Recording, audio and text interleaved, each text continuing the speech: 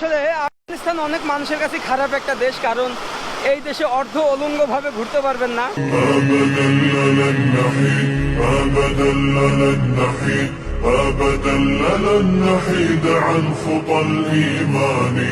এই দেশে কোনো জায়গায় নাচ গান এসব করতে পারবেন না।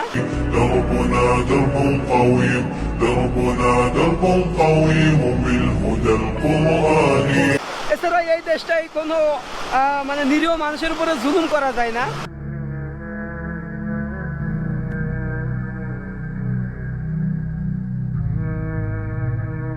এই দেশে 5 ওয়াক্ত নামাজ বাধ্যতামূলক এবং মেয়েদের পর্দাশীল বাধ্যতামূলক, যার কারণে অনেক মানুষের কাছে এই দেশটা খারাপ।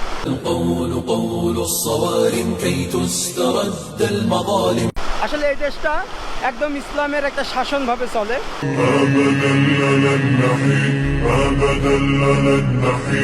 যেখানে কোনো জিনা নাই, যেখানে কোনো মেয়েকে ইফটিজিং করা যাবে না।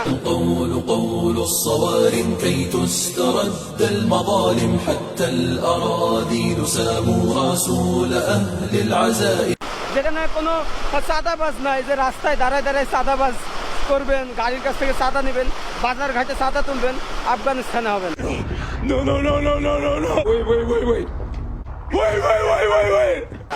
এই কারণে অনেক মানুষের কাছে এই দেশটা খারাপ।